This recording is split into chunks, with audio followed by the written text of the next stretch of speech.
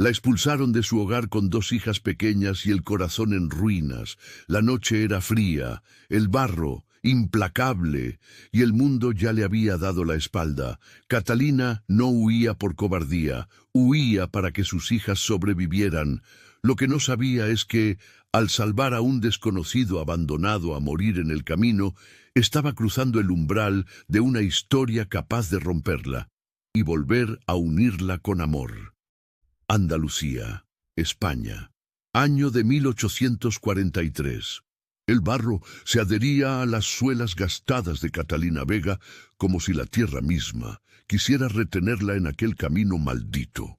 Con una mano sostenía a Inés, su hija mayor de 9 años, y con la otra arrastraba el único bulto que contenía todo lo que les quedaba en el mundo.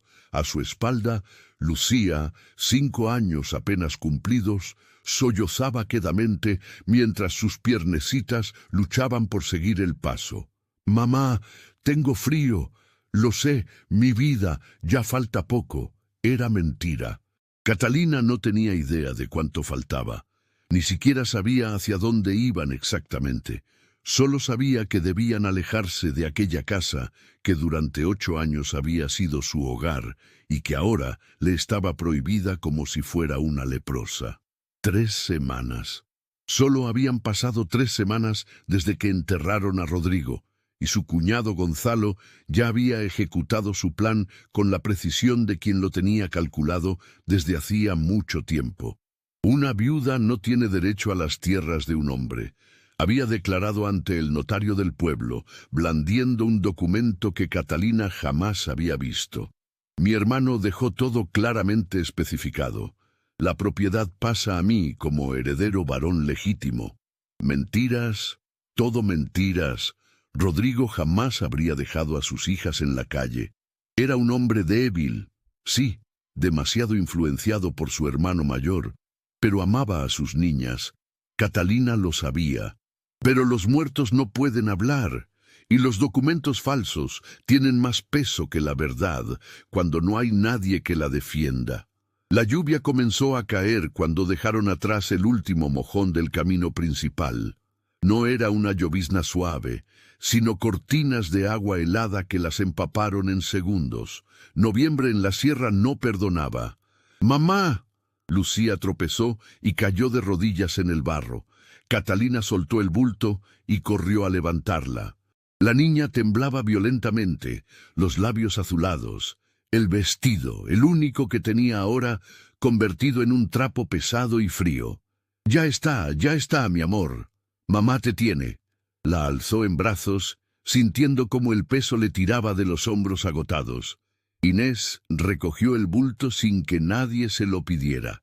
Sus ojos oscuros, demasiado serios para su edad, encontraron los de su madre. «¿A dónde vamos?» «Al pueblo de Santa Clara.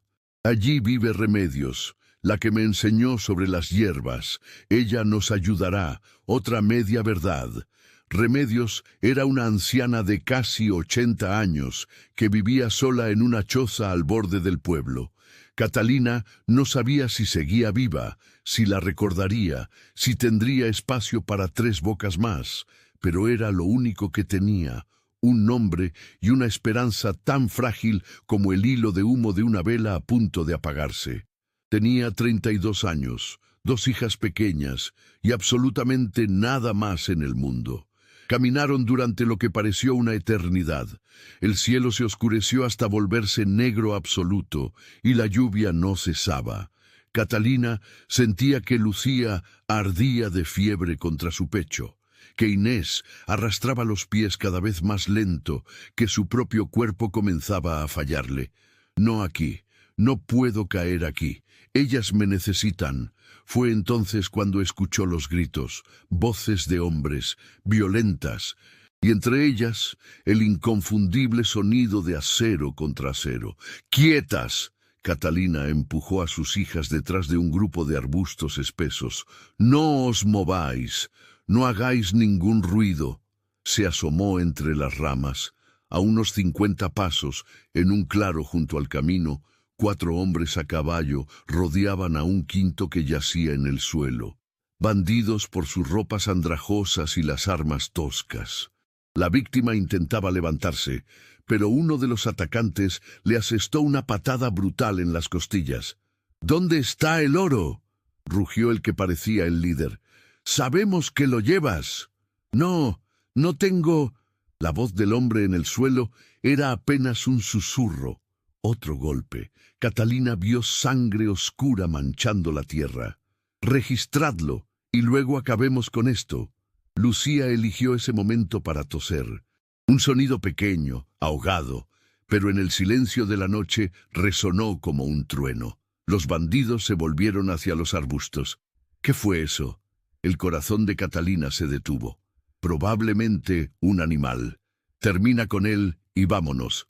Esta lluvia es del demonio. Espera, voy a revisar.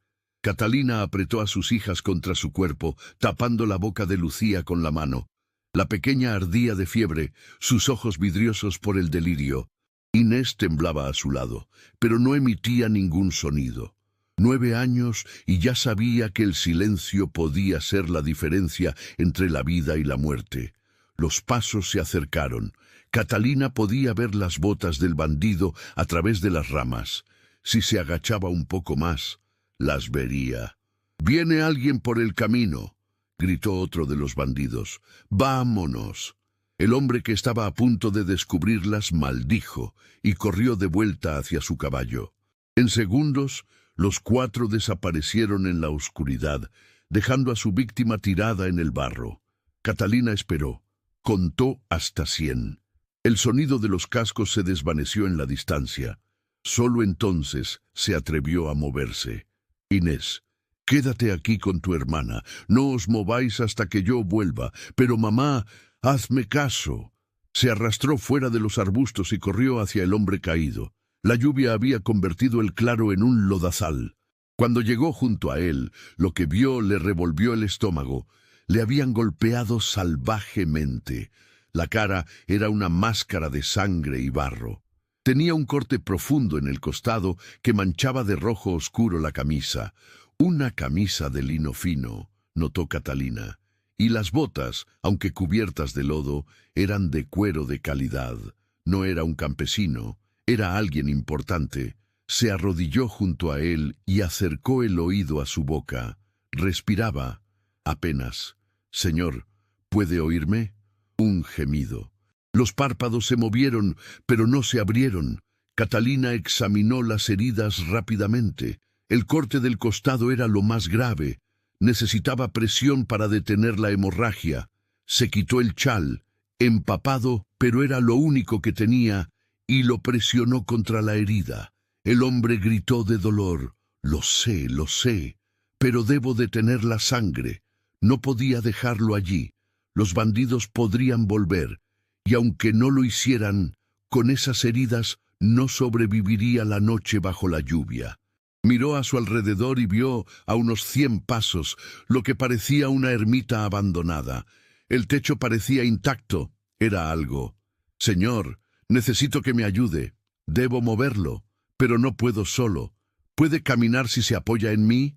Los ojos se abrieron, grises, del color del acero bajo la tormenta. La miraron sin comprender por un momento, luego se enfocaron. «¿Quién?». «Alguien que intenta que no muera esta noche. Puede levantarse». Con un esfuerzo que claramente le costó un dolor inmenso, el hombre asintió. Catalina pasó el brazo de él sobre sus hombros y con todas las fuerzas que le quedaban, lo ayudó a ponerse de pie. Era alto, pesado, y cada paso parecía una agonía. Pero avanzaron, tambaleándose bajo la lluvia, hasta llegar a la ermita. El interior olía a humedad y a abandono, pero estaba seco.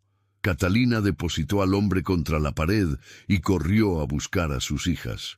Las encontró exactamente donde las había dejado. Lucía había perdido el conocimiento.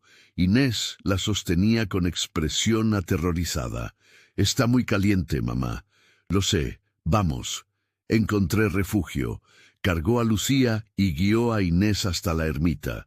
Dentro, el hombre había perdido el conocimiento de nuevo. Sangre fresca manchaba su costado.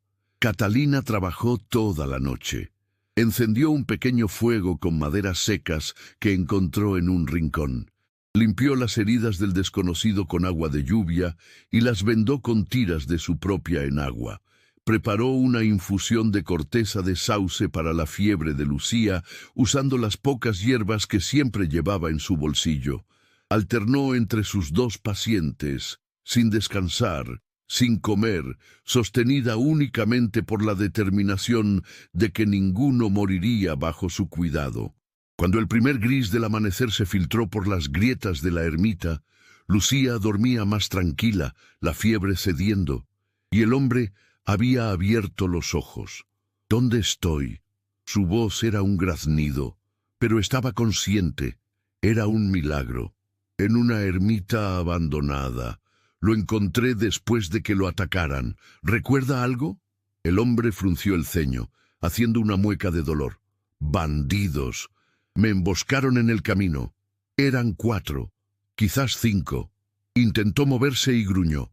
Mi caballo. No vi ningún caballo. Probablemente huyó o se lo llevaron. El hombre maldijo entre dientes. Luego sus ojos recorrieron la ermita, el fuego pequeño, las 2 niñas dormidas en un rincón, a Catalina con su ropa destrozada y manchada de sangre. ¿Usted me trajo aquí? No podía dejarlo morir en el barro. ¿Sola? ¿Con 2 niñas? Las circunstancias no me dieron muchas opciones. Algo brilló en los ojos del hombre. ¿Respeto? ¿Incredulidad? ¿Cómo se llama? Catalina Vega. ¿Y sabe quién soy yo? Un hombre que casi muere anoche. Eso es todo lo que necesito saber. Por primera vez, la comisura de los labios del hombre se elevó apenas. Sebastián Mendoza. El nombre golpeó a Catalina como un puñetazo. El duque de Valdespino, el mismo, el duque de Piedra, el hombre del que todos hablaban en susurros, el noble que había aplastado rebeliones y que, según los rumores, no tenía corazón. Y ella le había dado órdenes toda la noche, le había vendado las heridas con su ropa interior. Su excelencia, yo no sabía. ¿Habría dejado de ayudarme si lo hubiera sabido? Catalina lo pensó un momento. No, no habría podido dejar a nadie morir de esa manera. El duque la estudió con esa mirada acerada. Esas niñas son suyas, mis hijas, Inés y Lucía. ¿Hacia dónde viajaban? ¿Solas? ¿De noche? ¿Con una tormenta? Catalina alzó la barbilla. Huíamos. Mi esposo murió hace 3 semanas. Su hermano nos expulsó de nuestra casa. Algo cambió en la expresión del duque. ¿Las echó a la calle? Con lo puesto. Catalina no pudo evitar la amargura en su voz. Dice que tiene un testamento que le da todo. Es mentira, pero nadie escucha a una viuda sin recursos. El silencio se extendió entre ellos. Afuera, la lluvia había cesado. Los primeros rayos de sol comenzaban a calentar el aire. «Mis hombres vendrán a buscarme», dijo el duque finalmente. «Cuando no llegué anoche, habrán enviado partidas de búsqueda. Usted y sus hijas vendrán conmigo a la hacienda». No era una pregunta. «Su excelencia, no es necesario. Me salvó la vida, señora Vega. En mi mundo eso crea una deuda, y yo siempre pago mis deudas». Los hombres del duque llegaron 2 horas después. El primero en entrar a la ermita, un hombre corpulento de barba rojiza, se arrodilló inmediatamente junto a Sebastián. «Su excelencia, gracias a Dios. Cuando no llegó anoche, estoy vivo, Bermejo. Gracias a esta mujer». Los ojos del capitán se volvieron hacia Catalina. Había suspicacia en ellos, pero también algo de respeto cuando vio las vendas improvisadas que mantenían vivo a su señor. ¿Ella sola? Ella sola, con 2 niñas pequeñas.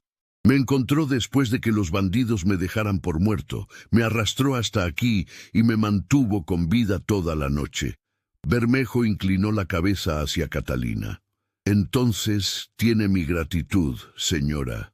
«Catalina Vega», dijo el duque. «Ella y sus hijas vienen con nosotros. Prepara el carruaje». «Sí, su excelencia». Una hora después, Catalina miraba por la ventana del carruaje mientras la hacienda de Valdespino emergía entre los olivares. Era inmensa, piedra dorada con torres en las esquinas, jardines que incluso en noviembre mantenían cierta belleza, y sobre la puerta principal un estandarte con el escudo de los Mendoza, un león rampante sobre campo de plata. Lucía, acurrucada contra su madre, abrió los ojos enormes. «Mamá, ¿es un palacio?» «Es una hacienda, mi amor, la casa del duque. ¿Vamos a vivir aquí?» Catalina no supo qué responder. Las puertas se abrieron y un ejército de sirvientes salió a recibirlos. El duque fue llevado inmediatamente a sus aposentos. Un médico ya lo esperaba.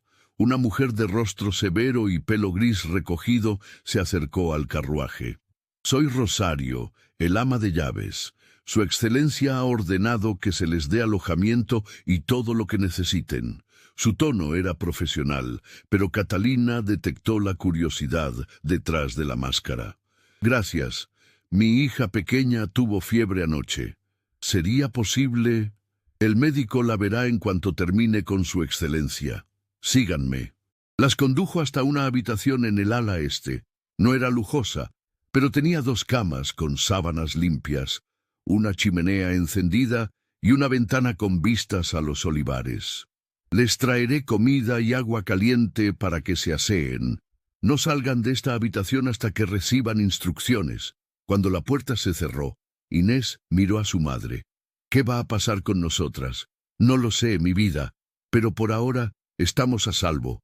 Eso es lo que importa». Pasaron 4 días antes de que Catalina volviera a ver al duque. En ese tiempo, Lucía se recuperó completamente. El médico, un hombre amable llamado don Aurelio, la examinó y declaró que solo necesitaba descanso y buena alimentación. Las niñas comenzaron a explorar tímidamente los límites permitidos, el patio interior, el jardín. Los sirvientes las trataban con curiosidad distante. Al 5.º día, Rosario apareció con una orden diferente. «Su excelencia solicita su presencia en la biblioteca. Solo usted». Catalina siguió al ama de llaves por corredores ornamentados hasta una puerta de roble. Rosario llamó. «Adelante». La biblioteca era impresionante. Estantes del suelo al techo, una escalera rodante, un escritorio masivo, y junto a la chimenea, sentado en un sillón con vendas visibles bajo la camisa entreabierta, estaba el duque. En la luz del día, sin sangre ni barro, Sebastián Mendoza parecía aún más imponente. El rostro anguloso, una cicatriz antigua cruzando la ceja izquierda, la mirada acerada que parecía atravesar las mentiras. «Siéntese». Catalina obedeció. «¿Cómo están sus hijas?» «Bien, su excelencia. Lucía se ha recuperado. Agradecemos su hospitalidad». «No es hospitalidad, es deuda». El duque la estudió. «Mi capitán investigó su historia. Lo que me contó es cierto. Su esposo murió, el hermano falsificó un testamento y las echó». Catalina sintió la garganta apretarse. «No mentí. Lo sé, también descubrí otras cosas. Usted es conocida en su pueblo como curandera. Sabe de hierbas, de remedios. Las vendas que me puso probablemente me salvaron la vida. Solo hice lo que cualquiera habría hecho». «No». La interrupción fue seca. «La mayoría habría huido. Usted se quedó, me arrastró a cubierto, detuvo la hemorragia, cuidó de mí toda la noche mientras también atendía a su hija enferma. Eso no es lo que cualquiera habría hecho. Eso es extraordinario». Catalina no supo qué responder. «La hice venir porque debo decidir qué hacer con usted», continuó el duque. «No puede quedarse indefinidamente como huésped. Pero antes de hablar de su futuro, necesito mostrarle algo». Tocó una campanilla. La puerta se abrió y entró una nodriza sosteniendo la mano de un niño. Catalina sintió algo apretarse en su pecho. El niño tenía quizás 6 años, cabello negro revuelto, ojos del mismo gris que el duque. Pero lo que más llamaba la atención era su expresión, completamente vacía. «Este es Martín», dijo Sebastián, y su voz se suavizó. Mi sobrino, el hijo de mi hermana Isabel, que murió hace 4 meses. El niño no reaccionó a su nombre. Simplemente se quedó inmóvil, mirando la nada. No ha hablado desde que su madre murió. No habla, apenas come, casi no duerme. He traído 3 médicos. Todos dicen que físicamente está sano. Es su alma lo que está enferma. Catalina observó al niño. Reconocía esa mirada. La había visto en niños que habían sufrido pérdidas devastadoras. El retiro hacia adentro, la desconexión del mundo. ¿Qué le pasó a su hermana? Fiebres, rápidas y crueles. Martín estuvo con ella hasta el final. El duque apretó los puños. Vio morir a su madre. Desde entonces es como si él también hubiera muerto. ¿Y quiere que yo lo ayude? Quiero que lo intente. La miró fijamente. A cambio, usted y sus hijas se quedarán aquí. Tendrán habitaciones propias, ropa, comida, educación para las niñas. Y si logra que Martín mejore, hablaremos de algo más permanente. Era una oferta generosa, quizás demasiado. ¿Y si fracaso? Entonces habrá fracasado, pero al menos habrá intentado lo que nadie más pudo hacer. Catalina miró a Martín de nuevo. El niño seguía inmóvil, pero algo en esos ojos vacíos resonó con el dolor que ella misma cargaba. Huérfanos de diferentes maneras, pero ambos profundamente heridos. ¿Puedo intentar hablar con él ahora? El duque asintió. Catalina se levantó despacio y se acercó a Martín. No lo tocó. Simplemente se arrodilló para quedar a su altura. Hola, Martín. Me llamo Catalina. Tienes unos ojos muy bonitos, del color de las nubes antes de la lluvia, nada. ¿Sabes? Tengo 2 hijas, una se llama Lucía y tiene casi tu edad. Le encantan las historias. ¿A ti te gustan las historias? El niño parpadeó, apenas perceptible, pero Catalina lo vio. Tu madre te contaba historias, ¿verdad? Otro parpadeo. Y entonces, tan rápido que casi pasó desapercibido, los ojos de Martín se llenaron de lágrimas. Solo una rodó por su mejilla. Pero era algo. Acepto, dijo Catalina, volviéndose hacia el duque. Pero con una condición. Mis hijas pasarán tiempo con Martín. Los niños a veces curan a otros niños mejor que los adultos. Sebastián alzó una ceja. ¿Se atreve a poner condiciones? Es solo una petición, Su Excelencia, pero creo que funcionará. Hubo un largo silencio. Luego el duque asintió. De acuerdo. Las semanas siguientes fueron difíciles. Martín no reaccionaba a nada, ni a juegos, ni a historias, ni a los tímidos intentos de amistad de Lucía.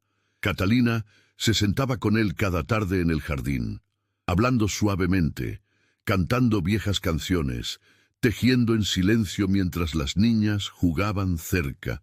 Poco a poco, casi imperceptiblemente, algo comenzó a cambiar.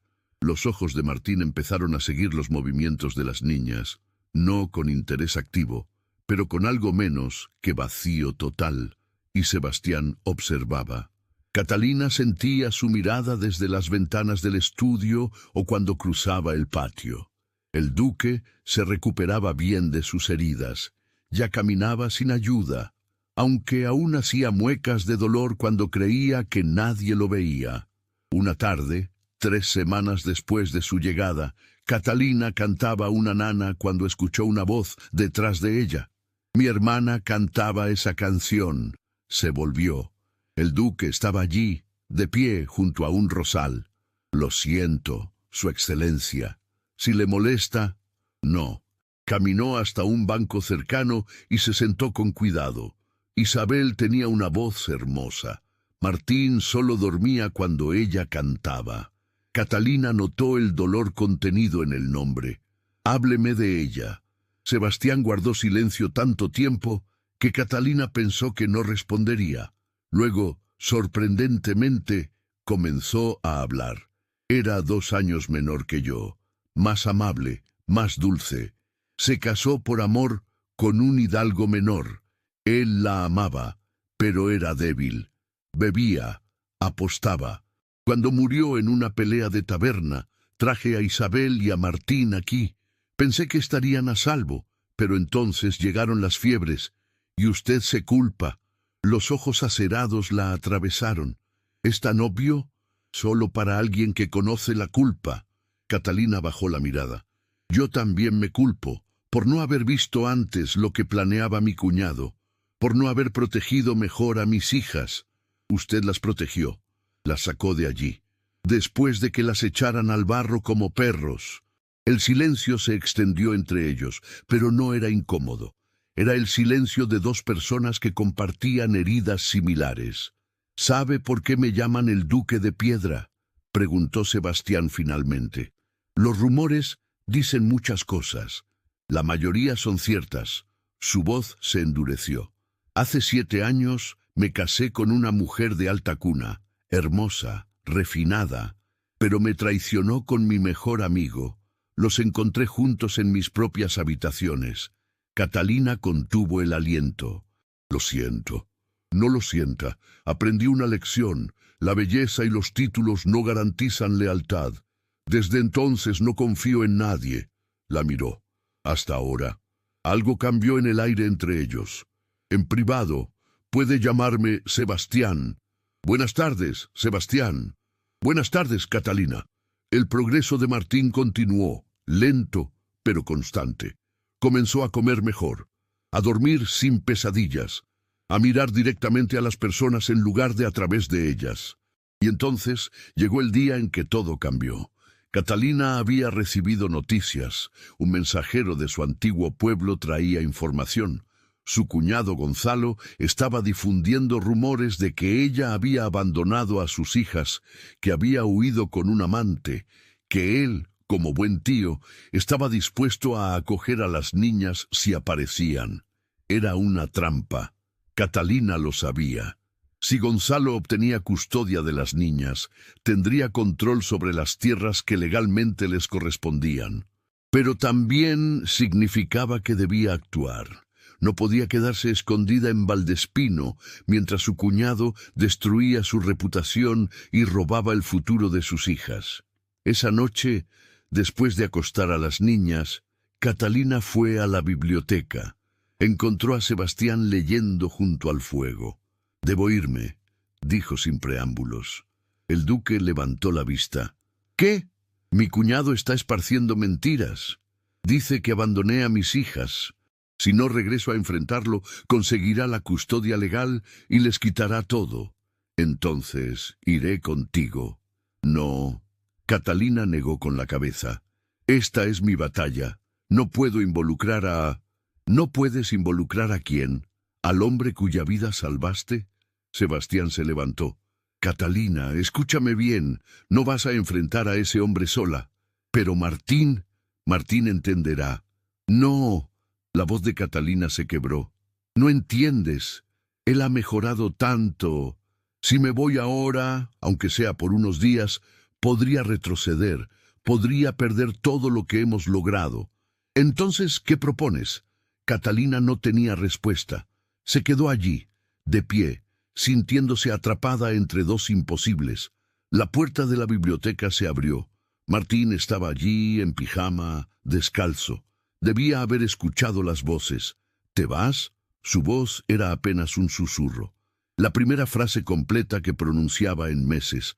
Catalina sintió que el corazón se le rompía. «Martín, cariño, yo...» «No te vayas». Los ojos del niño se llenaron de lágrimas. «Por favor, no te vayas». No era mamá, era algo diferente. Era una súplica consciente, una elección. Catalina se arrodilló frente a él. «Martín, mírame. Tengo que resolver algo importante. Pero te prometo...» «¡Todos se van!» El niño comenzó a sollozar. «Mamá se fue, papá se fue. Tú también te irás y no volverás». Catalina lo abrazó mientras lloraba. Por encima de su cabeza, sus ojos encontraron los de Sebastián. El duque se arrodilló junto a ellos. «Martín». Su voz era suave, de una manera que Catalina nunca había escuchado. «Mírame, muchacho». El niño levantó la cabeza. «Catalina tiene que ir a resolver un problema, pero yo voy a asegurarme de que vuelva. ¿Me crees? Martín lo miró con desconfianza. ¿Lo prometes? Lo prometo. Promesa de duque. Sebastián casi sonrió.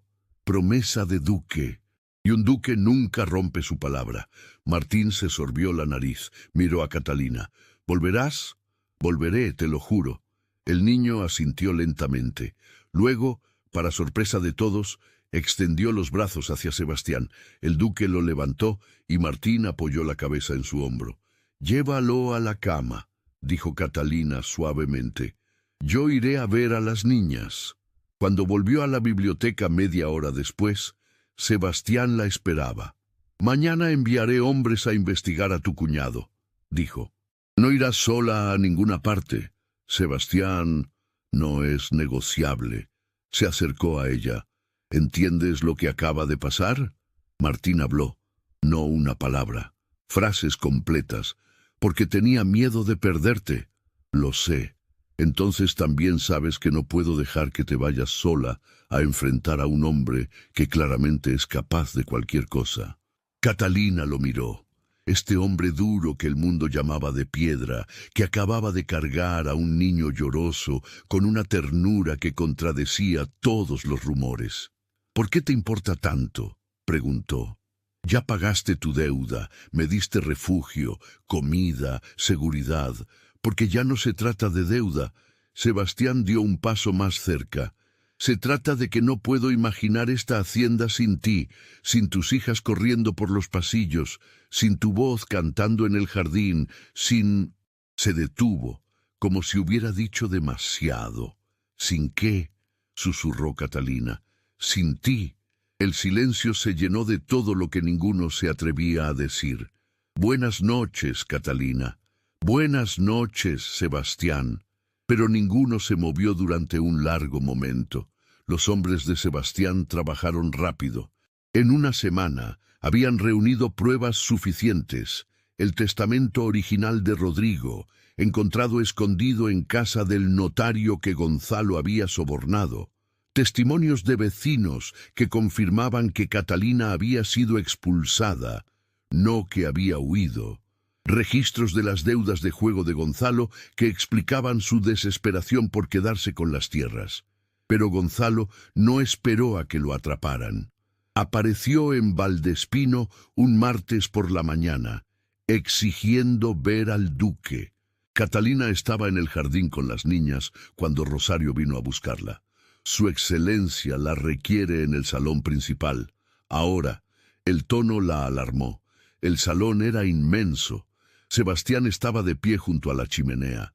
Bermejo permanecía cerca, la mano en la espada.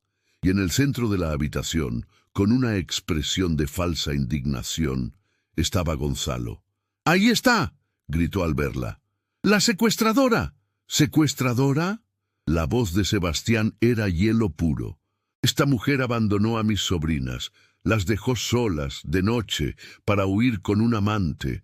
Cuando supe que estaban aquí, vine inmediatamente a rescatarlas». «Es mentira», dijo Catalina, sintiendo que el suelo se movía bajo sus pies.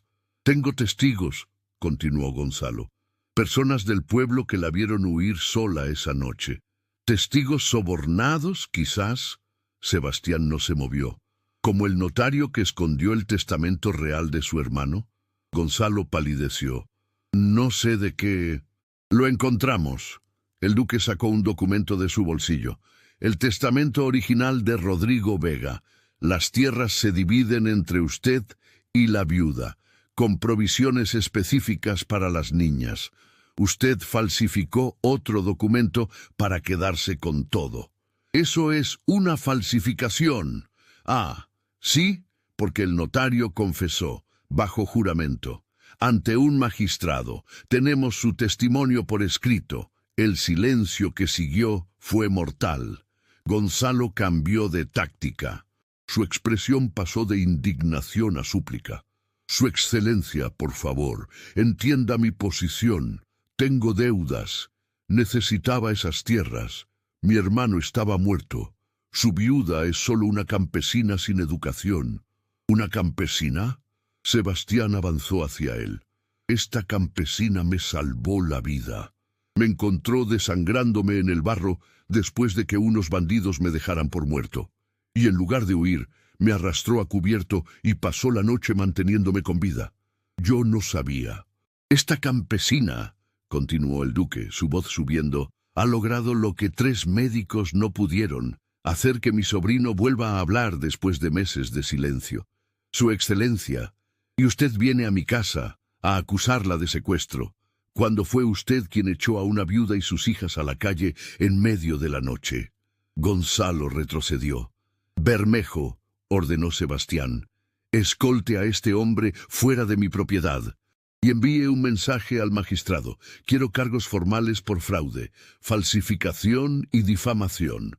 «¡No puede hacer esto!», gritó Gonzalo. «Tengo derechos». Tenía derechos. Los perdió cuando decidió robar a su propia familia.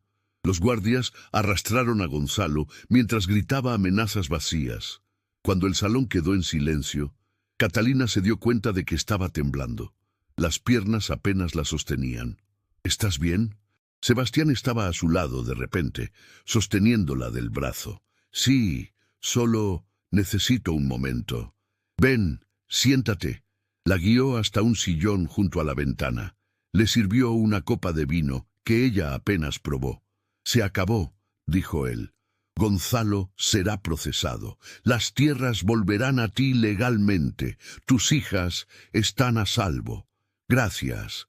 Las lágrimas picaban en sus ojos. «No sé cómo pagarte todo lo que has hecho. No quiero que me pagues». Sebastián se arrodilló frente a ella tomando sus manos. «Catalina, hay algo que necesito decirte». Ella lo miró. Este hombre que el mundo llamaba de piedra, arrodillado frente a ella como un penitente. Cuando te conocí, estaba muriendo. No solo físicamente, llevaba años muerto por dentro, desde la traición de mi esposa, desde la muerte de Isabel. No confiaba en nadie, no sentía nada, y entonces apareciste tú. Sebastián, déjame terminar. Apretó sus manos. Tú me salvaste la vida esa noche, pero también me has devuelto algo que creí perdido para siempre. La capacidad de creer en alguien, de confiar, de sentir. El corazón de Catalina latía tan fuerte que estaba segura de que él podía oírlo. «Quiero que te quedes», continuó Sebastián, «no como huésped, no como la mujer que cuida a mi sobrino. Quiero que te quedes como mi esposa». El mundo se detuvo. «¿Qué? Cásate conmigo, Catalina. Soy una viuda, una campesina. Tú eres un duque. ¿Y eso qué importa?». La voz de Sebastián se quebró. «He pasado 7 años convenciéndome de que no necesitaba a nadie. Pero entonces apareciste tú, con tus manos manchadas de mi sangre y más valor del que he visto en cualquier hombre. Y me enseñaste que estaba equivocado. La gente hablará. Que hablen». Se levantó, tirando de ella para que se pusiera de pie. «Soy el duque de Valdespino. ¿Quién se atreve a cuestionar mi elección? Pero, ¿y si fracasamos? Ya fracasé una vez con una mujer que tenía todo el linaje y la belleza del mundo». La miró intensamente. «Tú tienes algo mejor. Tienes honor. Tienes coraje. Tienes un corazón que no se rinde nunca». Catalina sentía las lágrimas corriendo por sus mejillas. «Tengo miedo». «Yo también». Sebastián llevó las manos de ella a sus labios. «Pero prefiero tener miedo contigo que estar seguro sin ti». «Sí». La palabra salió antes de que pudiera pensarla. «Sí, sí, me casaré contigo». Sebastián la besó. Fue suave al principio, casi reverente. Luego profundo, intenso. Años de soledad disolviéndose en el contacto. Cuando se separaron, ambos respiraban agitadamente. «Te amo», dijo él. «Te amaré hasta mi último aliento. Y yo a ti, mi duque de piedra con corazón de oro». El anuncio del compromiso se hizo una semana después, en una cena con los nobles más importantes de la región. Catalina estaba aterrorizada.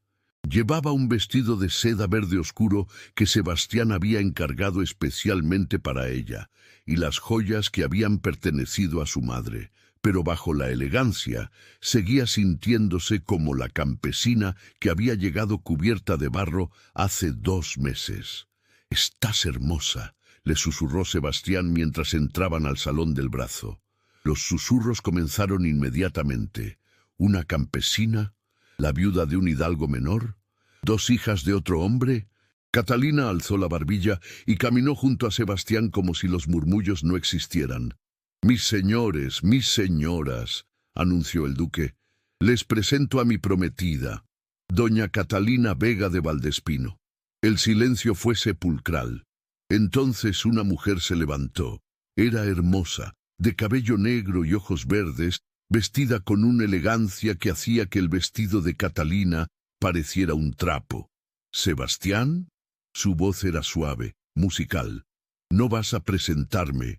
Catalina sintió que Sebastián se tensaba a su lado. «Señores», dijo el duque con voz helada, «permítanme presentarles a doña Leonor de Aguilar». El nombre golpeó a Catalina como un puñetazo. Leonor de Aguilar, la mujer que había traicionado a Sebastián 7 años atrás. «Ha pasado mucho tiempo», continuó Leonor, acercándose con una sonrisa que no llegaba a sus ojos. «Cuando supe que ibas a casarte, tuve que venir a felicitarte personalmente. No recuerdo haberte invitado. Vine con mi primo, el conde de Montemayor», señaló a un hombre mayor sentado en una esquina. «Espero que no te importe». Sebastián no respondió. Leonor se volvió hacia Catalina, evaluándola con la mirada. «Así que tú eres la afortunada». Su tono era de falsa dulzura. Debo admitir que Sebastián siempre tuvo gustos sorprendentes. «Leonor», advirtió Sebastián, «solo digo que es refrescante ver a un duque elegir con el corazón en lugar de con la cabeza. Aunque algunos podrían preguntarse», hizo una pausa dramática, «si una mujer de orígenes tan humildes realmente puede estar a la altura de un título como el de duquesa de Valdespino». El salón contuvo el aliento. Catalina sintió que todas las miradas se clavaban en ella. Podía huir, podía quedarse callada y dejar que Sebastián la defendiera. Podía... No, había pasado toda su vida dejando que otros hablaran por ella, dejando que su esposo manejara los conflictos, dejando que el mundo la empujara de un lado a otro. «Ya no más». «Doña Leonor», dijo con voz clara, «entiendo su preocupación. Después de todo, usted sabe mejor que nadie lo difícil que es estar a la altura de las expectativas. Aunque en su caso, creo recordar, el problema no fue la altura, sino la lealtad». El silencio se volvió ensordecedor. Leonor se puso roja. «¿Cómo te atreves?» «Me atrevo porque no tengo nada que esconder». Catalina dio un paso adelante. «Soy viuda, soy madre.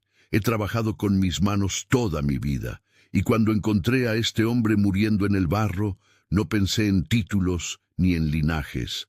Pensé en salvar una vida humana. ¿Puede usted decir lo mismo? Yo, Su Excelencia me eligió no a pesar de quién soy, sino por quien soy». Catalina miró a Sebastián. Luego volvió a enfrentar a Leonor. «Y si eso no es suficiente para algunas personas, entonces quizás el problema no soy yo». El salón estalló en murmullos. Pero esta vez, Catalina notó sonrisas de aprobación entre algunos de los presentes. Sebastián tomó su mano. «Creo que mi prometida ha dejado claro su punto». Su voz era suave pero letal.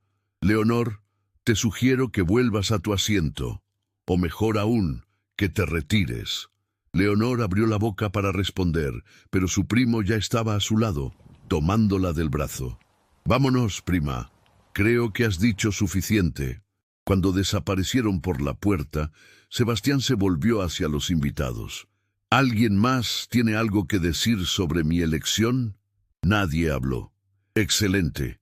Entonces propongo un brindis». Levantó su copa. «Por doña Catalina Vega, mi futura esposa, la mujer más valiente que he conocido». Los invitados levantaron sus copas. Y cuando Catalina bebió, sintió que finalmente había encontrado su lugar en el mundo. La boda se celebró un mes después. en la capilla de la hacienda. No fue una ceremonia ostentosa. Sebastián odiaba la pompa vacía, y Catalina no la necesitaba. Solo estaban los que importaban, las niñas, Martín, los sirvientes que se habían convertido en amigos, algunos nobles que habían demostrado ser aliados genuinos. Inés y Lucía llevaron las arras, vestidas de blanco con flores en el cabello. Martín sostuvo los anillos, sonriendo de oreja a oreja. Cuando el sacerdote preguntó si alguien tenía algo que objetar, el silencio fue absoluto. Y cuando Sebastián besó a Catalina frente al altar, bajo la luz que entraba por los vitrales antiguos, ella supo que el largo camino había terminado. Había empezado en el barro, expulsada, despreciada, con nada más que sus hijas y su dignidad, y ahora estaba aquí, amada, respetada, elegida. ¿En qué piensas?, susurró Sebastián mientras salían de la capilla. En que a veces, cuando todo parece perdido, encontramos exactamente lo que necesitábamos. Él sonrió, una sonrisa completa, sin reservas, que transformaba su rostro duro en algo hermoso. Y a veces, cuando salvamos a alguien, nos salvamos a nosotros mismos. Catalina miró a sus hijas corriendo por el patio con Martín, a los sirvientes aplaudiendo, al hombre que la sostenía como si fuera lo más valioso del mundo. Y supo que era verdad, porque al darle todo a otros, había recibido todo lo que siempre soñó. Gracias por acompañarnos hasta el final de esta historia. Compartir este momento contigo es lo que da sentido a cada palabra que contamos aquí. Si llegaste hasta aquí, deja en los comentarios la palabra promesa para saber que estuviste con nosotros hasta el último instante. Si este romance tocó tu corazón, regálanos un like y suscríbete al canal. Es gratis y tu apoyo nos ayuda muchísimo a seguir creando historias hechas para emocionar. Y no te vayas todavía. Si esta historia satisfizo tu corazón, compártela con alguien que necesite creer que el amor verdadero existe.